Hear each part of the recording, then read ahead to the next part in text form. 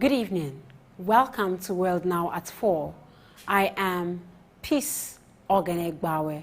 First, let's talk the headlines. On the headlines, approved $1.5 billion on rehabilitation of Port Harcourt refinery. President's aide sheds more light. AstraZeneca coronavirus vaccine rollout should continue. African Union. Still on the headlines, COVID-19, Paris locked down as France fears third wave. And on sports, Champions League last 8, Liverpool face Real Madrid. Now the news in detail.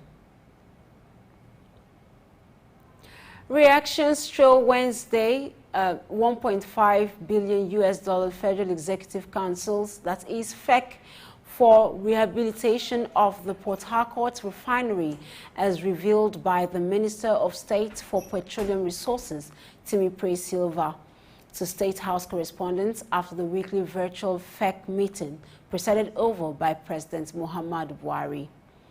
Industry watchers had been expecting the move for months because the federal government for some years had been desperate to fix its refineries, which have been shut down for repairs since April 2020, pending rehabilitation. In the process, the refineries lost some 167 billion naira a year. Following this development, Senior Special Assistant to the President on Public Affairs, Ajurun Galele, who was a guest on Boss FM 95.5's Political and Current Affairs program, Arena 36+1, said that government is determined to change the trends. This is what I want to address this issue very carefully so that everybody can hear me and hold me to my word. This is how this works. There is a lie in the country, and this is a lot of it has to do with underinformation and misunderstanding of how oil and gas sectors work worldwide. The lie is that if we have local refining capacity, right, if our refineries are working and all of that, that we will enjoy cheap fuel. I want to put that lie to bed this morning. Now, what are the benefits of having local refining capacity? There are huge benefits to the nation. That's why we need to have our refineries working. One of them is that we save the billions of dollars in foreign exchange that we are paying to international refiners in Europe and Southeast Asia to refine our crude and send to us. Instead of having to pay the billions of dollars in foreign exchange to those refiners, and then, of course, there's a ton of dollars to now be spent on shipment and transportation and logistics charges of sending that refined product to the shores of Nigeria. You now save all of that foreign exchange, all of those dollars, right, to now address other critical areas of need. That is the greatest advantage that the nation gets from having local refining capacity. Now, on the question of the linkage between local refining capacity, first of all, when people enter the refining business, they are not doing it because of out of a sense of charity or because they want to be kind. You don't pay out, in Dangote's cases, between 11 and $14 billion.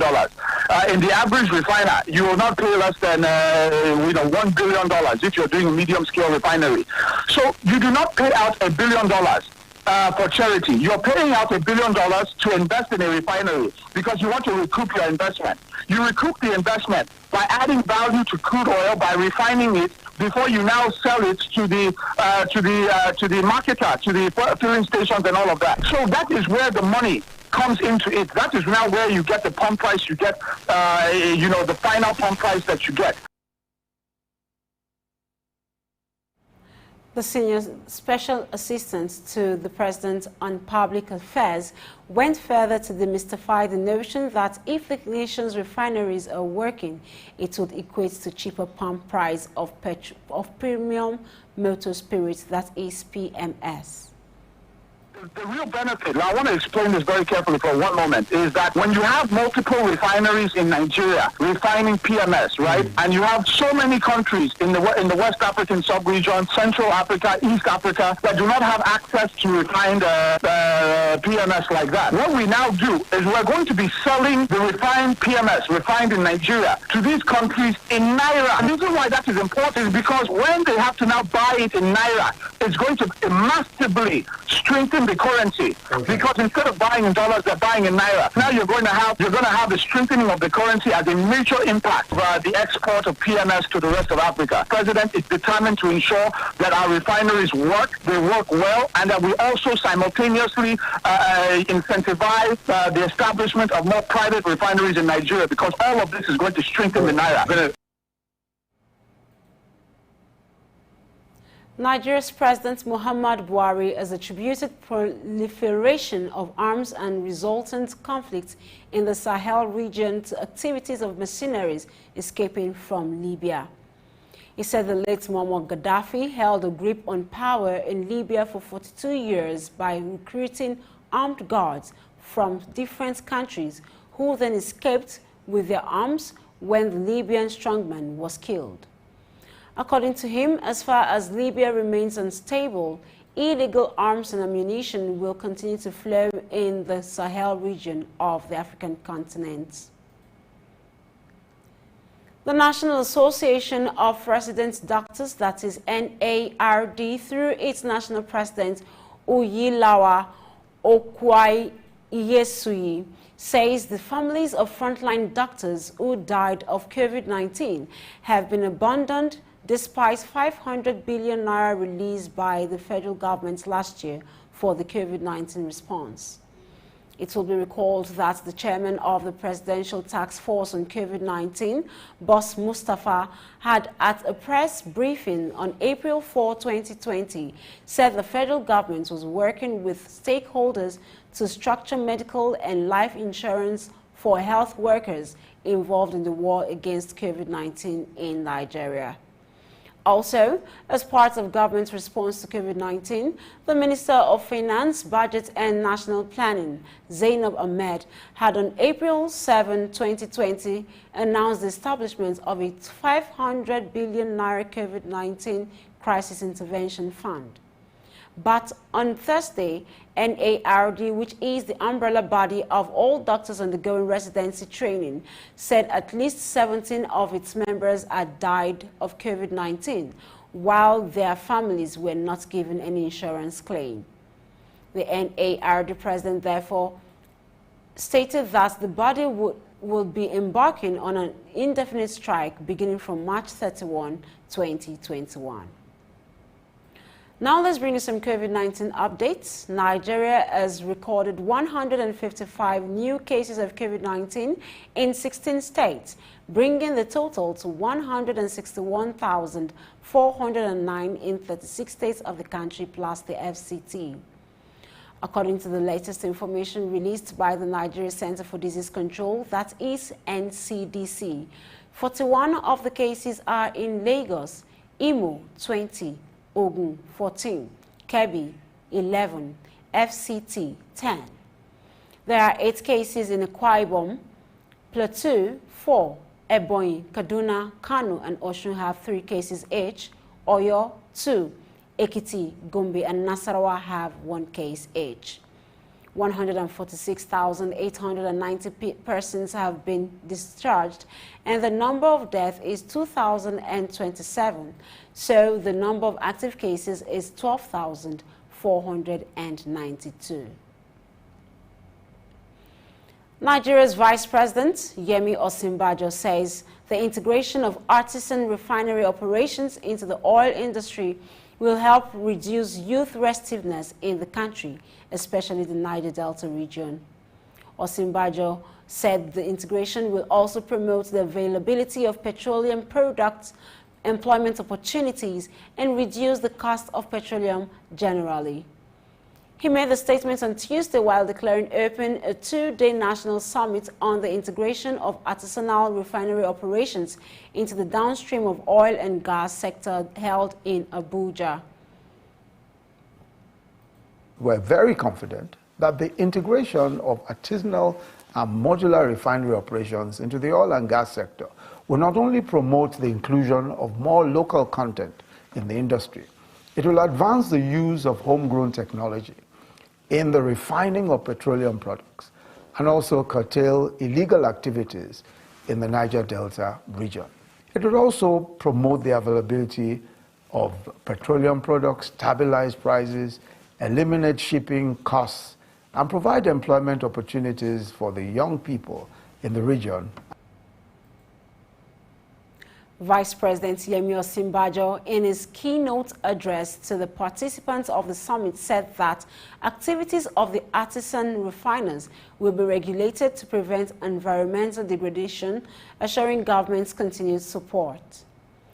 The convener of the summit, Senator Ita Enang, Senior Special Advisor to the President on Niger Delta Affairs, said that petroleum products are refined by operators of artisan refineries in the Niger Delta states without payment to the Federation account.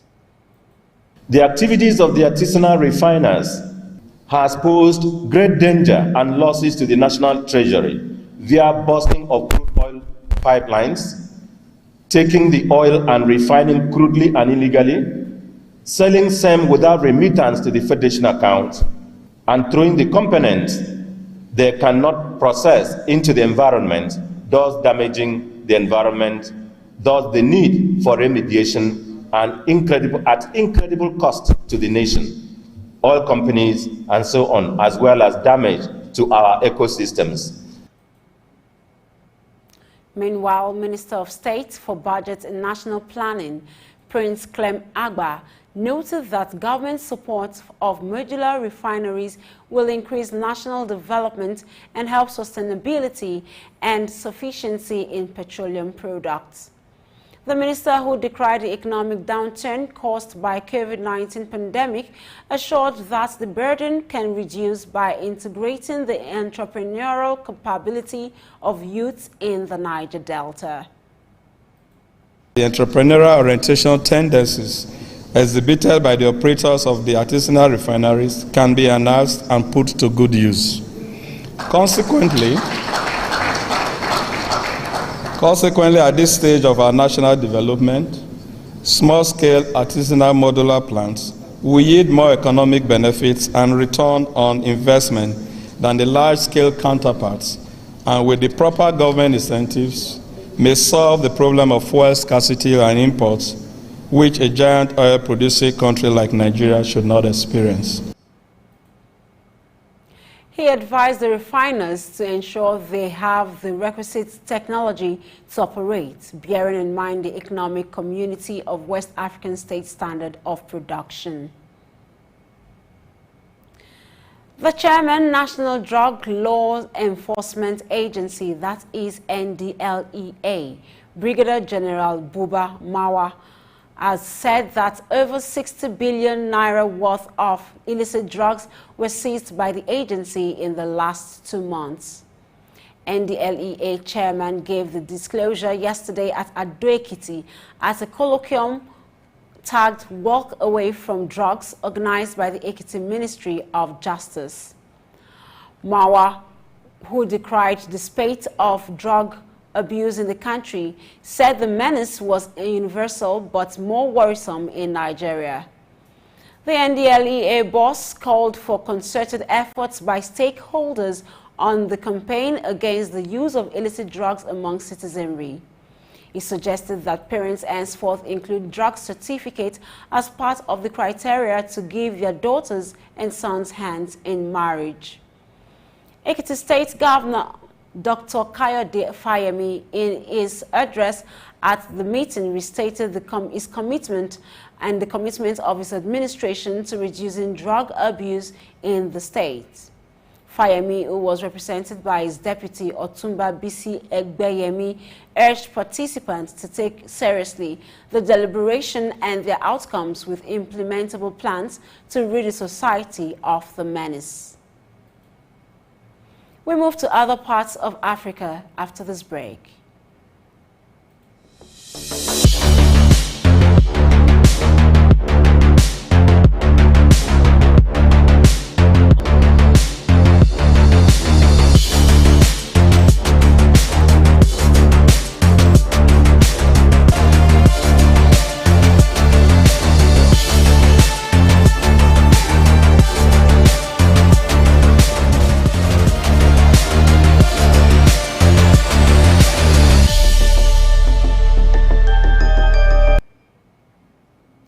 Welcome back to World Now at 4 on LINKSTVI International.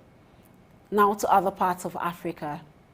The African Union is urging the African countries to continue to use the Oxford AstraZeneca's coronavirus vaccine, as several nations in Europe and the Democratic Republic of Congo have suspended its use due to the concerns of blood clots.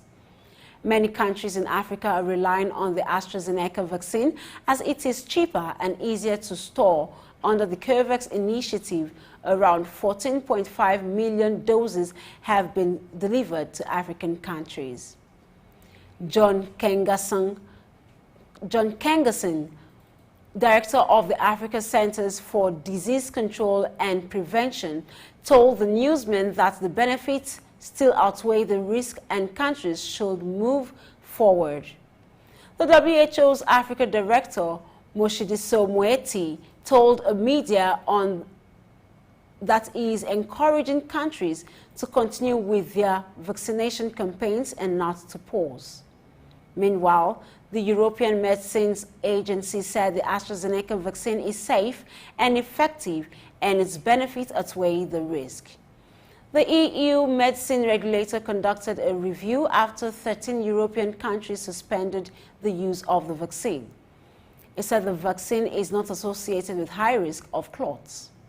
The Anglo-Swedish pharmaceutical giant AstraZeneca also insists the jab is safe and that no evidence exists for a higher risk of blood clots.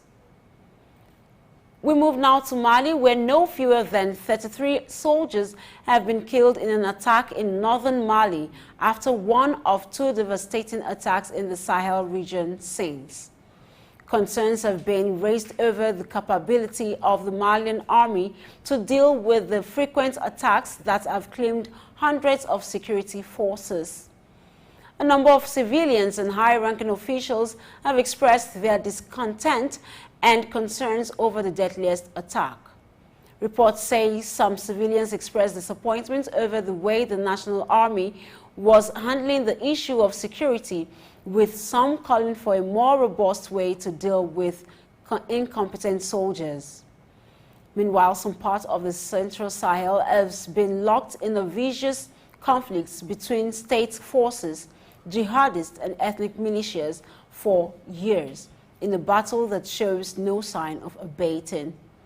The army on social media said dozens of assailants on motorbikes and pickup trucks stormed a military post southwest of the town Asongo, near the borders of Burkina Faso and Republic of Niger, and the attack left 33 soldiers dead and 14 wounded. Reports from Libya say that up to 15 bodies have been found handcuffed and dumped in the eastern city of Benghazi.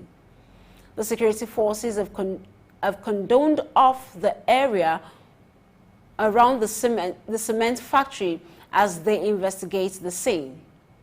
Extrajudicial killings by armed groups in and around Benghazi have been denounced by the UN and local human rights groups for years. The area is controlled by forces loyal to Khalifa Haftar, the military commander who dominates eastern Libya. Last November, Anan Al-Barasi, a prominent activist critical of General Haftar, was shot dead on a busy street of Benghazi. Tanzania's former president, John Magufuli, will be buried on March 25 in his western home village of Shatu, his successor has announced. Magufuli died on Wednesday evening of a heart condition. His body will on Sunday be taken to Uhuru Stadium in the commercial hub of Dar es Salaam for public viewing. The second public viewing has been scheduled in the capital of Dodoma on Monday, which has been declared a public holiday. There will be a third public viewing a day after in the western town of Mwanza before the body is taken to Magufuli's hometown. The burial day has also been declared public holiday. Meanwhile, Samia Suluhu Hassan has made history as the first female president of Tanzania. Samia has been sworn in by the Chief Justice Ibrahim Juma at State House, Dar es Salaam. She becomes the 6th president of Tanzania following the death of President John Pombe Magufuli, who on Wednesday died of health-related complications. The 61-year-old served as President Magufuli's deputy since 2015. The Tanzania Constitution stipulates that she should serve the remaining 5-year term in the top job. We move to other parts of the world after this break. Do stay with us.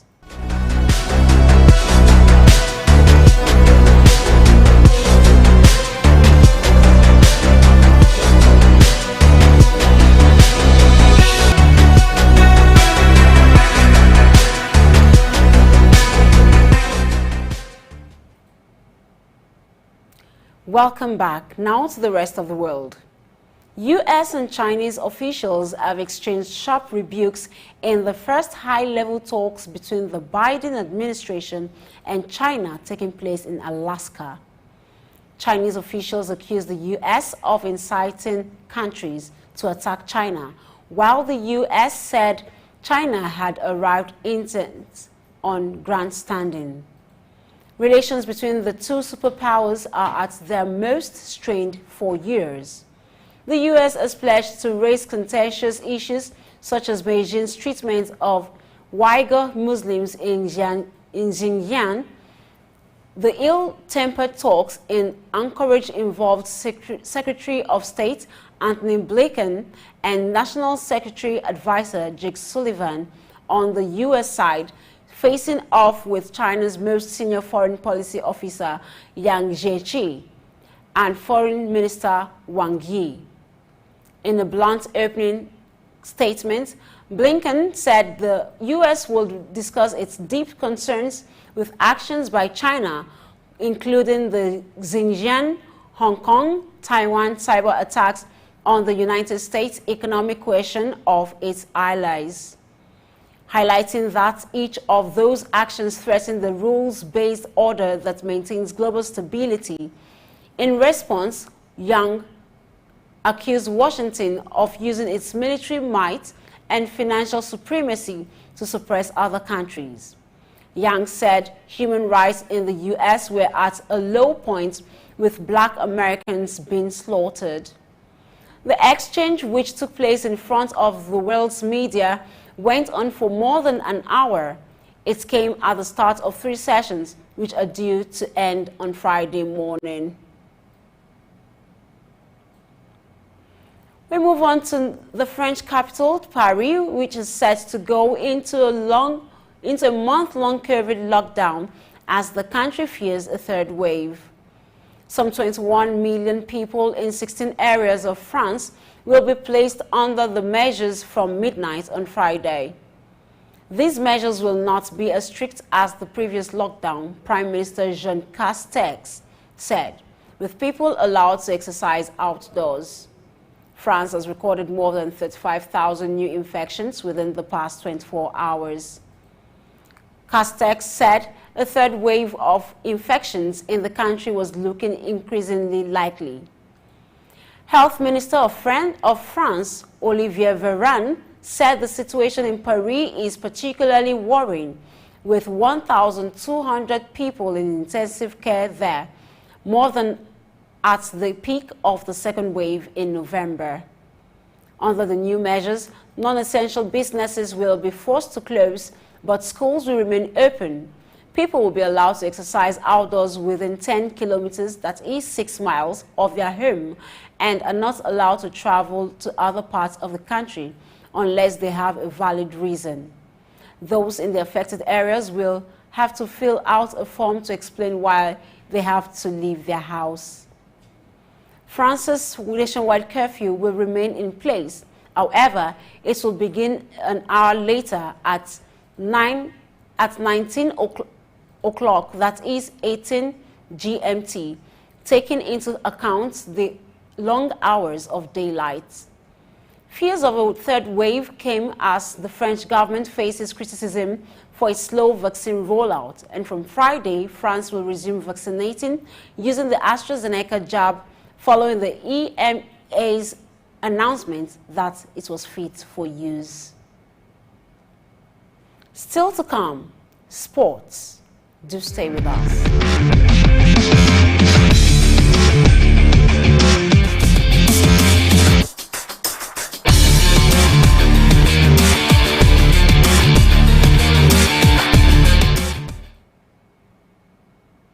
Welcome back to Sports on World Now at 4, coming to you from the stables of LINKSTVI International. Liverpool will face Real Madrid in the quarterfinals of the Champions League. Manchester City have been drawn against Borussia Dortmund, while Chelsea will play FC Porto and defending champions Bayern Munich take on Paris Saint-Germain, the team they beat in the last year's final. In the semi-finals, the winner of the Real Madrid versus Liverpool tie will face FC Porto or Chelsea, and Manchester City or Dortmund will take on Bayern or PSG. The two-legged quarterfinals will take place on 6 to 7 and 13 to 14 April. The first leg of the semi-finals will be on 27 to 28 April, with the return ties on 4 and 5 May.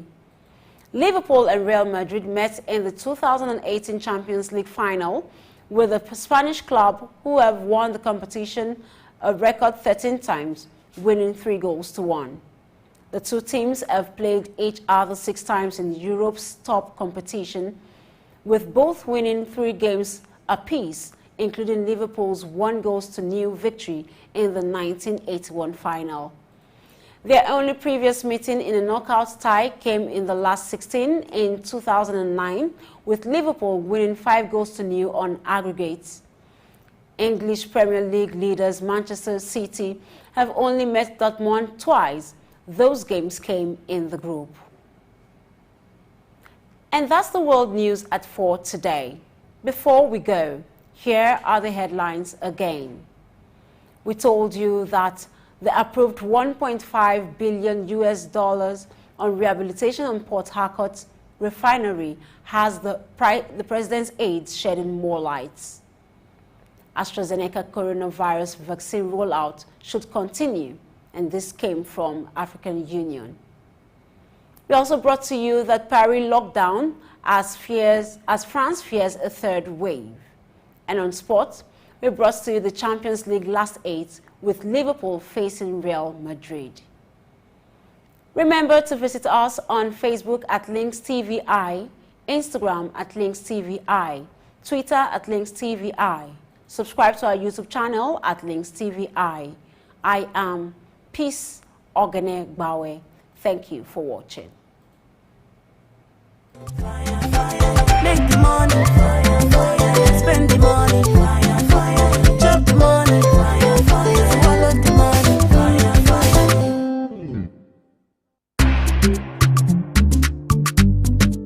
Make this money, potential.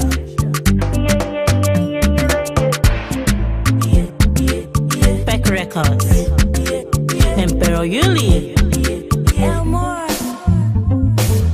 One man's food is another man's poison, no. And I know fish out, though, I know fish out, though. Cause I know get strength, though, I know get strength, though. And I know if you fight, though, I know if you fight, though.